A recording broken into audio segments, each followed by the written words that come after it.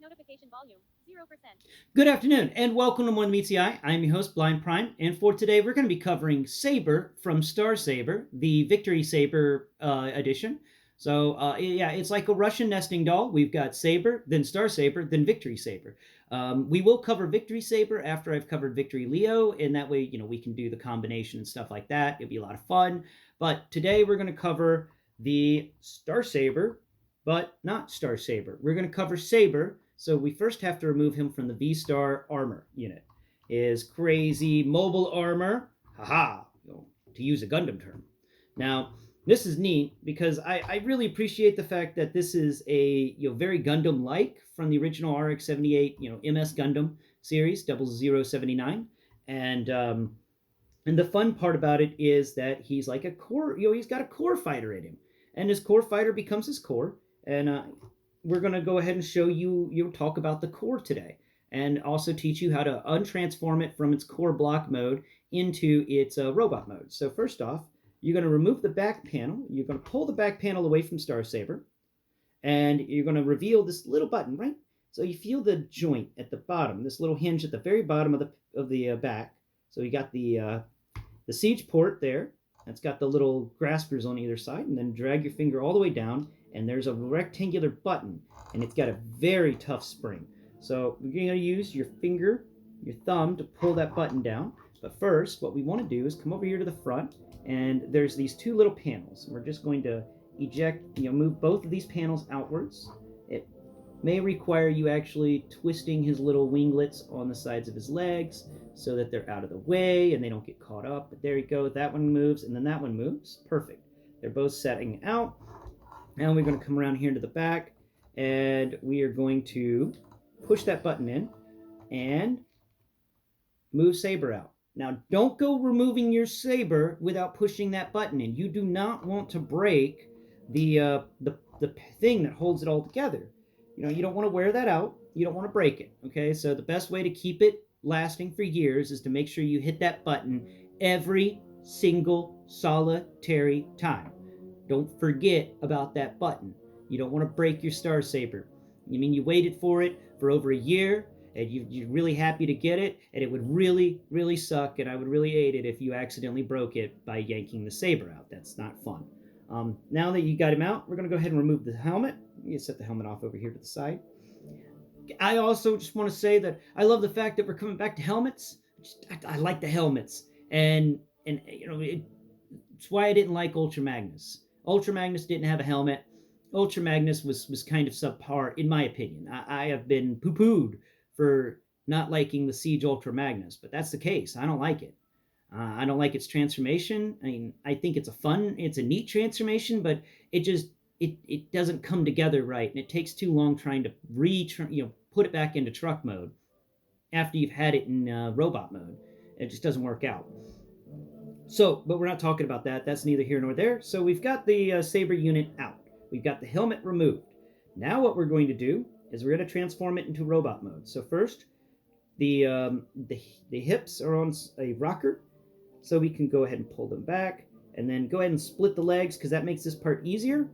And you want to stretch them both out, and they're going to spread out a little bit from each side, and we're going to stretch them out. Now, go ahead and grab the arms from the sides, and they're on this cool little hinge that allows them to be put up, and they're going to go all the way up, and that makes the top of the shoulder level with the top of his head.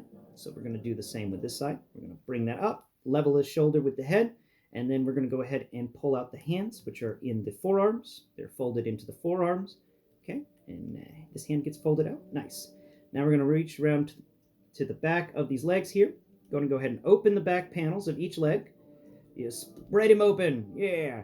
Now this is a fun accordion. Okay. Now many accordions I've come across have been like you pull it up, and then you just kind of pull it out. This one is you pull it sideways. You pull it up, then you pull it sideways.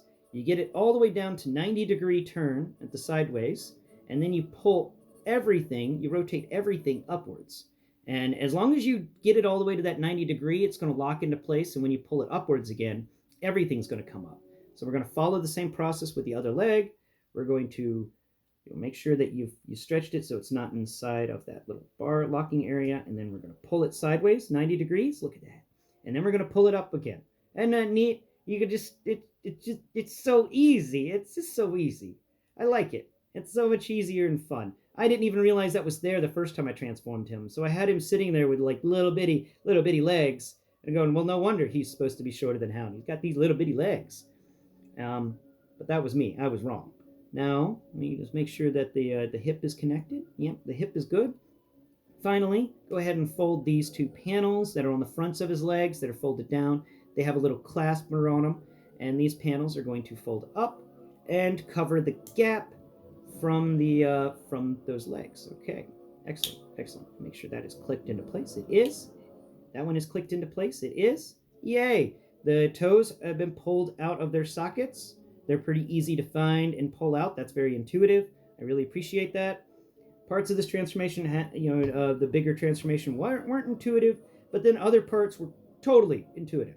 All right, there's little Star-Saber. So let's talk Star-Saber's siege ports. He's got 4 on his arms, 1 on each of his forearms, and 1 on his hand.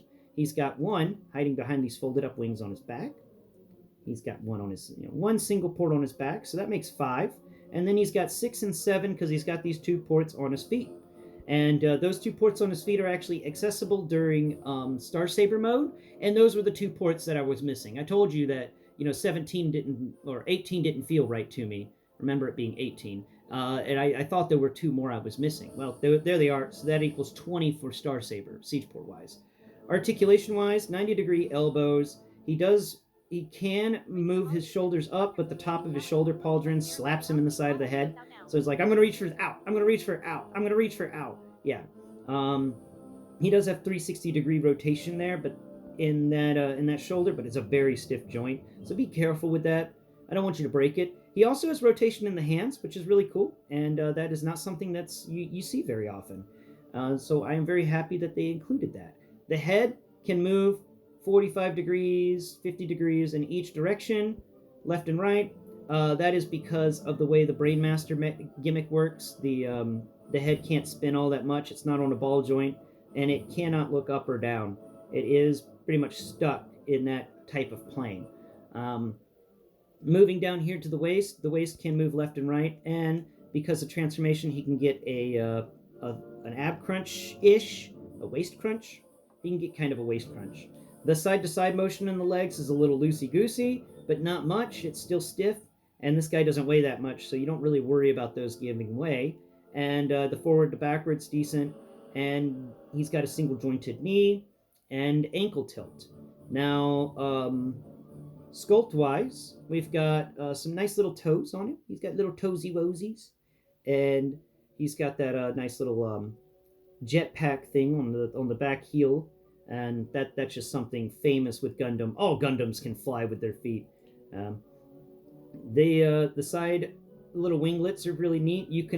There's not really an explanation on what to do with them, so you can just put them all over the place. You can make them spread out like a little butterfly across the side of his legs if you want.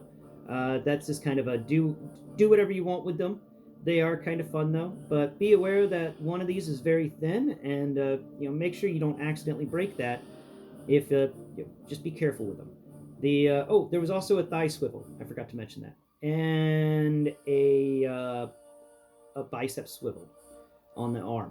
Now, coming up here to the legs, we've got some nice little activity going on here. Little robot armor on the upper knees. Reminds me kind of like a Shogun armor or something. It's just this big rectangular armor panel that folded up, but they hid the joint well. The hinge is hidden very, very excellently.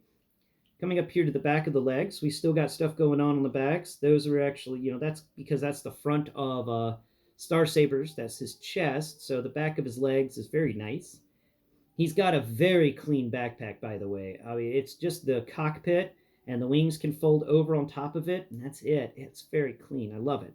The thighs, the upper thighs on him are very, they included some sculpt work. They actually tried to mimic the same sculpt work they put into Star-Saber's upper thighs on Saber's upper thighs. And I love that.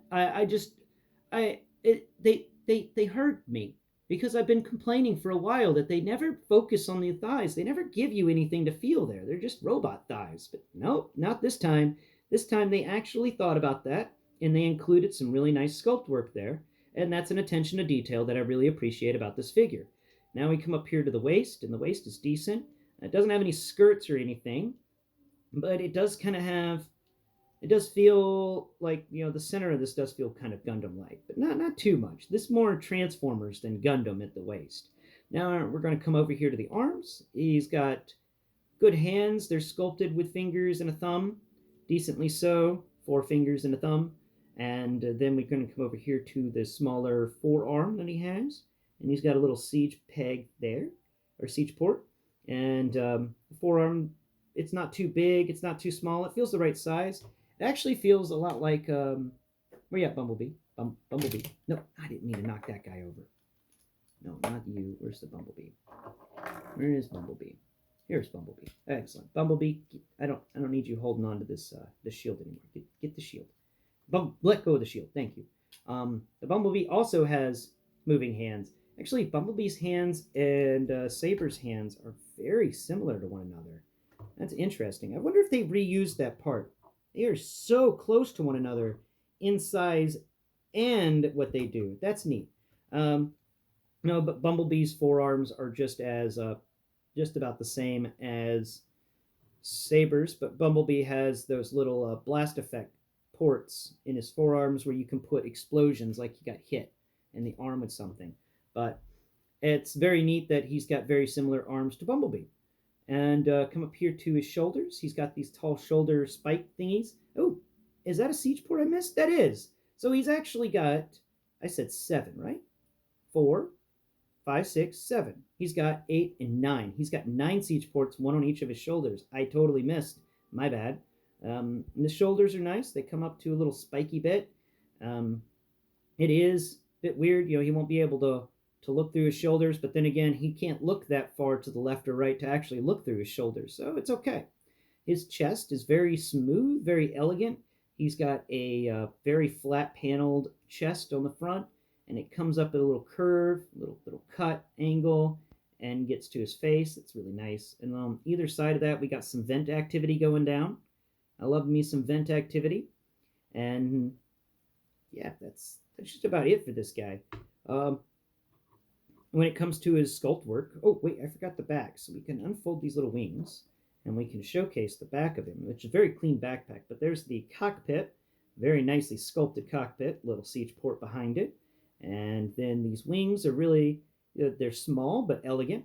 They got little guns on them. Each wing has 2 guns on it, on the tips of the wings. He's got little fiery bits. And then in the middle area where this hinge is, and that's really clever. They have the hinge there so this wing could fold over. And they, instead of just making it a flat plane there with a big bulbous hinge that would ruin everything, they turn this area into a little bitty gun that has a little point on it, and has a little end on it. And that gun hides the hinge, and that was clever. Good job, guys. That was really clever of you. And there may be there's a little bit of waffling on the underside of this wing, but it doesn't really feel like waffling. It instead feels like just the underside of a wing. That surprised me. Like they had to do a little bit of waffling to add strength to it, but they went as minimalistic as possible to make it just seem like this is the underside of a sci-fi wing. And yeah, it feels that way. It feels like that. This is an excellent little figure. He's an excellent little guy. He's got great articulation for his size. And I'm going to do a little size comparison of him and Hound real quick, because everybody kept saying, oh, he's smaller than Hound, but nobody said he was taller than Bumblebee. So here I am thinking, like, well, what is he? He's smaller than Hound, but does that make him taller than Bumblebee?